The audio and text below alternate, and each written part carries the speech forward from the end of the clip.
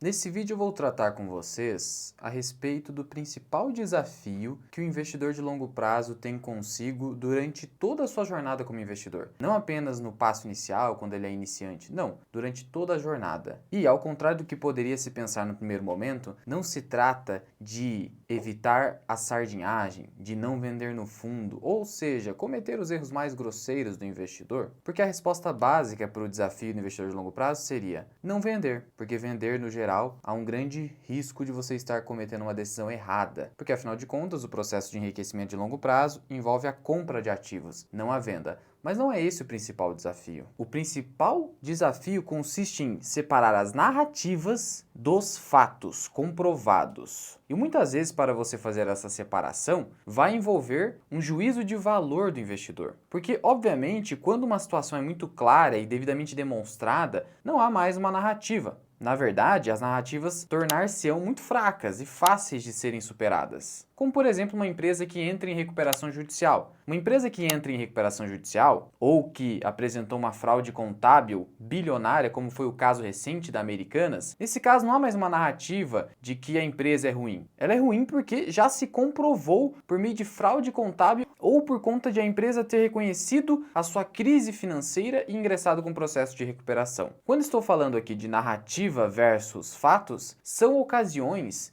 em que há uma obscuridade frente aos investidores, principalmente os investidores minoritários, o investidor pessoa física que não detém acesso a informações privilegiadas, ao contrário dos diretores e controladores ou conselheiros. Sendo assim, eu separei aqui 10 situações em que é bastante difícil você identificar e diferenciar uma narrativa da realidade, justamente para você ter uma ideia de quanto é difícil fazer essa separação e para que você tenha ciência disso e, a partir de então, passe a ter um senso crítico mais apurado, justamente pela experiência anterior e também passe a duvidar da narrativa inicial que vai aparentar para você por conta de notícias, de ideias de influencers, de casas de análise e tudo mais. Vamos então a essas situações, que aí nós iremos comentar as dificuldades da separação de narrativa versus realidade, que de novo, é o desafio mais complicado do investidor, porque o investidor em algum momento terá que vender os seus ativos. Seja porque a ação ficou cara demais, seja por conta de custo de oportunidade, seja porque houve a perda de fundamentos. Só que é muito difícil você identificar uma situação em que houve efetiva perda de fundamentos quando trata-se de mera narrativa. Por isso, o desafio não é você deixar de vender no ativo. A venda será sua aliada em determinados casos para que você não tenha prejuízos estratosféricos. O importante é que você saiba ou tente fazer isso no caso a caso, identificar quando é uma situação de venda, quando é uma situação de manutenção daquelas ações. A famosa situação de quarentena. Pois muito bem, vamos à tela do meu computador para que nós verifiquemos esses 10 casos que listei aqui para vocês. E a primeira situação envolve a narrativa envolvendo o déficit habitacional aqui no Brasil. Por que isso? Antes, entenda que existe uma pesquisa feita pela Fundação João Pinheiro, uma pesquisa periódica, e aqui você tem, por exemplo, um relatório produzido por eles referente ao ano de 2019, onde você tem ali, inclusive, por etnia, a separação de déficit habitacional no Brasil, em que as etnias pardas tiveram um aumento do déficit habitacional, denotando que a gente tem uma carência de habitações adequadas aqui no Brasil. E aí surge disso uma narrativa, que é, como nós temos uma carência de habitação adequada aqui no Brasil, ao contrário de alguns países desenvolvidos, teríamos uma oportunidade aqui no Brasil de ganhar dinheiro nesse setor imobiliário. E aí, a partir dessa narrativa, você poderia investir em empresas do setor imobiliário que tem como atividade principal a construção de habitações de baixa renda. Mas, historicamente, a gente verificou que essas empresas não produzem lucros consistentes, a exemplo da MRV, ou então, na indústria dos fundos imobiliários, onde nós temos a classe de fundos imobiliários chamada Fundo Imobiliário Residencial. Como o nome sugere, é um fundo imobiliário voltado para o âmbito residencial, construção de moradias, por exemplo, moradias de alta ou baixa renda. E por conta do déficit habitacional, você teria uma narrativa de que esse mercado pode crescer muito ainda. E aí você, como investidor, diante dessa narrativa, pode encarar da seguinte forma: mesmo que esses fundos imobiliários que aqui no Brasil possuem, no geral, baixa liquidez e não raro, não são rentáveis, você poderia alocar grande parte dos seus recursos em fundos imobiliários dessa espécie ou em ações de empresas voltadas para o o segmento residencial de baixa renda, porque você acredita que diante desse gargalo aqui no Brasil, você teria que investir nesses setores porque eles seriam a solução para esse problema no Brasil. Só que onde reside aqui o grande erro? Em você supor que, simplesmente porque há um problema, as empresas que trabalham naquele setor ou o fundo imobiliário que está naquele setor irá crescer e você terá uma alta rentabilidade. Quando o problema do déficit habitacional está muito mais ligado à renda do brasileiro. Uma renda baixa faz com que o brasileiro não consiga comprar o seu imóvel. Então a solução do problema não é você investir nesses setores, mas sim é um problema muito mais econômico. E aí a questão é muito mais complexa. E por que você tem que tomar cuidado com essa narrativa? Porque o investidor sério e frio, que basicamente é algo hipotético, porque ninguém é assim, mas é o que nós temos como alvo, ele vai olhar para os números. E ele vai olhar que os números de fundos imobiliários residenciais no Brasil são ruins. Ele vai olhar para os números das empresas do setor imobiliário de baixa renda e vai verificar que eles são inconsistentes, inconstantes ao longo do tempo. Diante disso, ele não vai comprar, excluindo-se essa narrativa. Mas veja a dificuldade de fazer isso, porque você provavelmente será bombardeado pela narrativa de que são setores com alto potencial. Uma segunda situação envolve a narrativa: as fintechs irão superar os bancos tradicionais. Por isso, você deveria vender os bancos tradicionais e comprar fintechs, ou parar de comprar bancos tradicionais e comprar fintechs. E aí eu estou trazendo aqui o caso do Nubank, que ele é bastante emblemático. E aí vamos olhar aqui para os últimos resultados trimestrais do Nubank e também do Itaú, que é o maior banco privado aqui do país. E de fato, o Nubank ele conseguiu se tornar um banco rentável, apresentou no terceiro trimestre de 2023 um ROI de 21%, quando você anualiza até aquele período, mas o resultado fica ainda melhor quando você pega o recém-reportado quarto trimestre de 2023, onde o ROI anualizado chegou a 35%. Sendo assim, de fato, as fintechs, as melhores delas, estão se mostrando como players muito relevantes no mercado financeiro. Por outro lado, isso anula os bancos tradicionais, e aí, trazendo aqui o exemplo do Itaú, como eu falei para vocês, o Itaú, no último reporte, apresentou um ROI consolidado de 21,2%. Só no Brasil foi de 22,2%. Banco do Brasil na mesma linha. Sendo assim, nós percebemos que os números estão mostrando o seguinte, que sim, as fintechs são promissoras e que elas têm o seu espaço no mercado, mas não, elas não irão tomar o lugar dos grandes bancos, mas sim irão ser um concorrente a eles. E isso eventualmente pode fazer com que a margem ou a rentabilidade dos bancos seja apertada ao longo do tempo. Mas por enquanto, nós não verificamos isso, porque em 2023, tanto o Banco do Brasil quanto o Itaú apresentaram lucros bastante consistentes e ROIs acima de 20%. Uma terceira situação envolve os fundos imobiliários, porque também se construiu uma narrativa de que eles poderiam ser uma pirâmide financeira. E aí nós tivemos, em agosto de 2023, um relatório da Esquadra, que foi aquela mesma gestora que apontou as inconsistências e fraudes contábeis do IRB no ano de 2020, ela apontou que alguns fundos imobiliários seriam similares a pirâmides financeiras. Por quê? Porque esses fundos imobiliários acabavam distribuindo, a título de dividendos, valores não do seu resultado operacional, não do seu resultado, por exemplo, de locação. Ou seja, você tem uma atividade de locação num fundo imobiliário logístico, o fundo recebe esse dinheiro da sua atividade, que são os aluguéis, e depois repassa na forma de proventos para os seus cotistas. O que se espera? Mas não, ele apontou ali uma situação em que alguns fundos acabam distribuindo muitos dividendos e aí eles correm junto a novos investidores ou aos próprios cotistas dos fundos para emitir novas cotas, fazer a chamada subscrição. E aí eles pegariam o dinheiro da subscrição e passariam a distribuir na forma de dividendos para os cotistas, se assemelhando a uma pirâmide. Mas veja que ele acabou se manifestando, o gestor da Esquadra, não contra a indústria dos fundos imobiliários de forma geral, mas contra fundos imobiliários que incorrem nessa prática. E cabe ressaltar aqui que o fundo imobiliário ele é um produto financeiro que já foi testado no tempo e que é devidamente regulamentado. Então fica muito difícil você sustentar que se trata de uma pirâmide financeira. Alguns fundos podem ser assim, mas aí compete ao investidor se guiar por bons fundos imobiliários, com uma gestão séria e que traga rentabilidade para o cotista ao longo do tempo, de forma sustentável. Aí é uma avaliação muito individual. Assim como você tem empresas ruins, você terá fundos imobiliários ruins. E falando em pirâmide financeira, nós temos também a narrativa de que o Bitcoin seria uma grande pirâmide financeira. E aí você tem grandes nomes que seguem por esse caminho. Você tem Warren Buffett, você tem também o Nassim Taleb, economista renomado e muito respeitado, e você tem os defensores da criptomoeda. Ela nasceu em 2009, já estamos no ano de 2024 e ela segue inclusive subindo. E até então, ninguém comprovou efetivamente que se trata de uma pirâmide financeira. Sendo assim, até então, trata-se de uma narrativa. Mas veja a dificuldade de você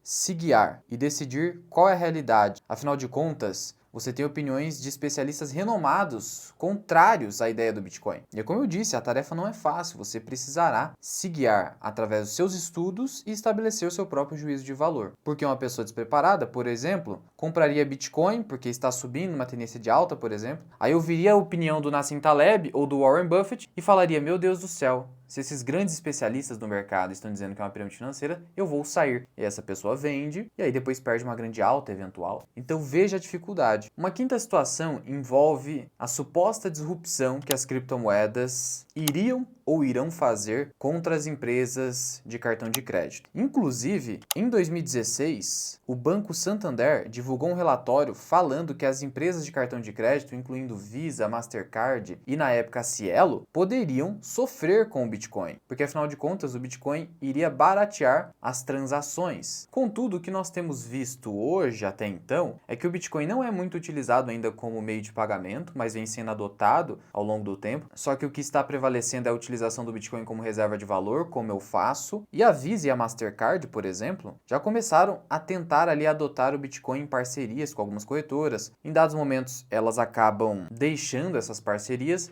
mas elas estão atrás de resolver esse problema. E aí fica a dúvida para o investidor. Será que elas conseguirão se adequar ao mundo das criptomoedas? Será que as criptomoedas não passarão de pura especulação? Será que o Bitcoin será só uma reserva de valor, nunca será adotado como meio de pagamento? Então aqui eis a grande dificuldade. Muitas vezes não basta você olhar para o passado. Você vai ter que, infelizmente, fazer uma futurologia com base em juízo de probabilidade, sabedor pelo menos de que você não é obrigado a optar pela opção X ou Y, ser radical. Até por isso que eu invisto tanto em ações quanto eu tenho Bitcoin. Há aqueles que são radicais e seguem por apenas uma vertente. A diversificação é justamente que eu sou incapaz de prever o que vai acontecer aqui. Ninguém é capaz de cravar isso aqui. Na verdade, você terá aqueles que dirão, não, Visa e Mastercard ou empresas de cartão de crédito no geral não sofrerão com as criptomoedas no futuro. E você terá aqueles que sustentarão que sim. Obviamente que um dos lados vai acertar, porque se você tem opiniões divergentes, um lado do futuro vai acabar se tornando provavelmente o lado que acertou. Mas você precisa estar no lado A ou no lado B, por que não unir os dois na sua carteira de investimentos? Então a diversificação é essencial para isso também. Uma sexta narrativa que eu trouxe aqui para vocês, eu trouxe o exemplo aqui da Meta, que pela primeira vez pagou o dividendo e a ação saltou 14%. Estou falando aqui da narrativa de que os dividendos não geram valor, que os dividendos não passam de uma balela. Há aqueles que sustentam isso, e você, investidor, iniciante ou não, poderia ter dúvida por conta disso. Mas veja, por que a ação saltou 14%? Você poderia dizer, porque o resultado também veio forte. Até poderia dizer que sim, mas aí eu te trago o exemplo da Wiz, cujas ações derreteram no dia pós-anúncio em que a empresa reduziu seu payout, reduziu a sua distribuição de dividendos. A empresa não reduziu seu lucro líquido aqui, e aí as ações caíram. Ela reduziu o seu payout, que caiu de 50% do lucro líquido para 25%. Por que isso aconteceu? E aí eu poderia trazer diversos exemplos práticos de como o dividendo gera uma reação no mercado financeiro. E aí você poderia dizer, isso aí é um efeito de pura sardinhagem de investidor pessoa física. Não é bem assim. Aqui no Brasil, algo em torno de 10% do volume financeiro negociado na Bolsa de Valores é investidor pessoa física. O restante é fundo institucional, pessoa jurídica no geral. Então não se engane com isso. O investidor pessoa física raramente fará preço numa ação, principalmente aquelas ações mais líquidas. Então, entenda, o dividendo ele é uma sinalização ao mercado financeiro de que a empresa já chegou num patamar que ela tem um lucro tão consistente, tão previsível, que ela é capaz de distribuir parte desse lucro para os seus acionistas que, afinal de contas, investiram pensando em algum momento receber esses dividendos. Salvo aqueles acionistas que querem simplesmente fazer um trade, vender a ação em algum momento. Mas, como disse o Décio Bazin no seu livro, investir em uma ação pensando em não receber dividendos é algo similar a você comprar um quadro ou comprar qualquer item de arte, colocar na sua parede, colocar na sua casa e especular a valorização. Simplesmente isso. E de fato, você comprar uma ação que nunca vai te devolver parte dos lucros de alguma forma, se assemelha a você comprar uma obra de arte. Então, não caia na narrativa de que o dividendo é irrelevante, de que ele não gera valor na bolsa de valores. O que não significa que você deva tomar decisões de investimento baseadas exclusivamente no dividendo que uma empresa paga ou pagou, porque afinal de contas, o que mais importa é o resultado operacional e o lucro líquido. Depois você olha para o dividendo. Só estou te dizendo que o dividendo tem o seu valor, mas ele está abaixo, você precisa hierarquizar ali o que é mais importante na análise de uma empresa. O dividendo tem o seu valor, mas não está acima do lucro líquido, obviamente, já que o dividendo vem do lucro líquido. Uma sétima situação que eu trouxe aqui para vocês envolve uma narrativa brasileira que dizia: qual será a nova Magalu? Quem não se lembra do pessoal tentando acertar a nova Magalu, que havia se multiplicado várias vezes e o pessoal que está no mercado há um pouco mais de tempo sabe disso. E esse aqui era o assunto de pauta na mídia do mercado financeiro, entre bancos, corretoras e casas de análise no geral. Só que ninguém conseguiu descobrir a nova Magalu. Inclusive a Magalu derreteu na bolsa de valores. Esse gráfico da Magalu demonstra muito bem isso. Aqui quando estava no oba-oba, no topo, todo mundo falando qual será a nova Magalu. Agora que a ação virou isso aqui, ninguém mais quer saber. Então cuidado com a narrativa de tentar procurar uma nova ação que se multiplicou várias vezes. Até porque essa ação pode cair novamente se ela não tiver fundamentos sólidos ou se ela for extremamente cíclica, como é o caso da Magalu. Não fique tentando procurar a nova tal empresa. Assim como o pessoal das criptomoedas tenta procurar um novo Bitcoin, isso não vai acontecer. Cada projeto de criptomoeda tem a sua especificidade, tem ali a sua origem, tem o seu contexto específico, assim como numa empresa. Hoje a nova narrativa é qual será a nova PetroRio. Então, cuidado, dificilmente você terá uma nova PetroRio. Você pode ter boas empresas do setor petrolífero que podem crescer bastante, mas ficar ali aficionado, fixado naquela ideia, qual é a nova PetroRio, pode ser um problema, então cuidado com essa narrativa. Uma oitava situação envolve o fechamento de capital da S Brasil. E também aquela promessa da S Brasil de que a partir de 2024 já conseguiria pagar dividendos altos, o que já se mostrou falso no mercado financeiro. Então você, não raro, se deparará com CEOs ou com promessas da empresa de que vai crescer muito rapidamente e já vai entregar o resultado rapidamente. E aí, o caso de S Brasil mostrou que não. E aí ela já está para fechar capital. Até que ponto isso é narrativa ou realidade? Já foram 2 vezes que esse rumor surgiu no mercado financeiro, mas ela não estava investindo tanto, investiu bilhões em energia eólica aqui no Brasil, em diversificação da matriz energética. E aí, como fica tudo isso? Então, eis a dificuldade, novamente, mesmo com uma empresa do setor elétrico, de diferenciar a realidade da narrativa. Nesse tipo de situação, eu prefiro já sair da empresa. Começou com essa ideia de fechamento de capital e isso se repetiu várias vezes, eu já saio da empresa. Porque se o controlador não me quer como sócio, eu saio. E aí você pode ter um problema, como aconteceu recentemente com a Cielo, em que os acionistas estão brigando por conta do preço de fechamento de capital, que eles consideram injusto, porque muitos acionistas que acreditaram em Cielo no passado estão com prejuízo acumulado. Então, tem esse problema também. Falou em fechamento de capital? Eu, particularmente, saio porque eu não quero ficar com esse rolo na minha carteira. Uma nona situação envolve o setor de transmissão de energia elétrica, que, como muitos sabem, vem se tornando cada vez mais concorrido. Vários players entenderam que ali há o filé mignon do setor elétrico brasileiro, por conta das receitas previsíveis que são reajustadas por índices de inflação previamente escritos, estabelecidos num contrato. E são contratos longos, em que você tem, no geral, 30 anos de contrato e até a metade do contrato, ou seja, até o 15º ano, foi investimento, depois disso, apenas retorno. Então você tinha basicamente 2 empresas que se beneficiavam disso até que o setor se tornasse muito visado. Você tinha a Taesa, Transição Paulista e Eletrobras também. Só que agora, em cada leilão que a ANEEL solta, você tem deságios, ou seja, o desconto que a empresa dá no leilão sobre a receita anual permitida do contrato, você tem esses descontos superando 50%, algo que não acontecia no passado, onde não tinha tanta concorrência. De tal modo que isso gera a narrativa ou realidade de que essas empresas não se tornarão mais tão rentáveis ao longo do tempo como foram no passado, ou de que essas empresas não serão mais boas para investir. Hoje você tem o pessoal apostando contra a Taesa, por exemplo. Então até que ponto isso é narrativa ou verdade? Até que ponto as empresas do setor de transmissão não são mais atrativas?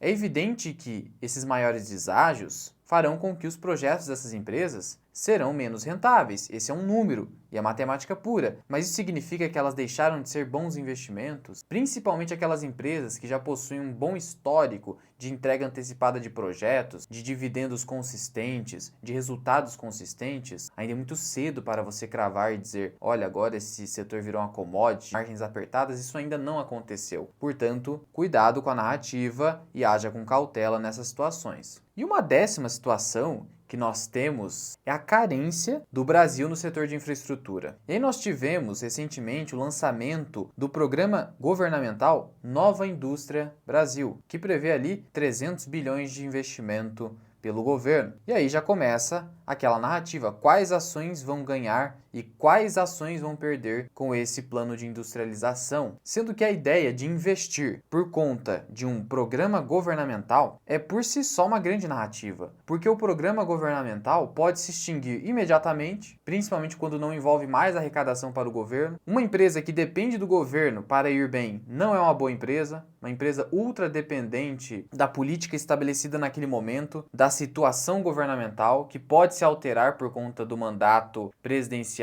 se alterar a cada 4 anos, ou após o período em que não pode mais haver reeleição. Então, empresa que depende do governo exclusivamente, você nem deveria investir. Então cuidado com essas narrativas, porque o governo vai investir em tal setor e por isso eu vou investir nessa empresa, que aí você vai ter uma carteira muito frágil, muito cíclica, muito volátil. E por fim, uma situação bônus aqui para vocês, envolvendo a transmissão paulista com código em bolsa TRPL4, você tem a 3 também, mas especificadamente vou tratar aqui da TRPL4 porque são as ações preferenciais que não possuem tag along, que é aquele direito estabelecido na Lei de Sociedades Anônimas que dá ao acionista minoritário o direito de exigir a venda das suas ações, mas não no mercado secundário, como a gente vai lá na Bolsa de Valores, mas vender essas ações para quem está comprando o controle acionário da empresa. Então, hoje, a Transição Paulista tem o seu controle trocado. O novo adquirente do controle, se fosse ali uma ação com tag along, seria obrigado a comprar as ações do minoritário. Por exemplo, nós pequenos investidores de Bolsa de Valores que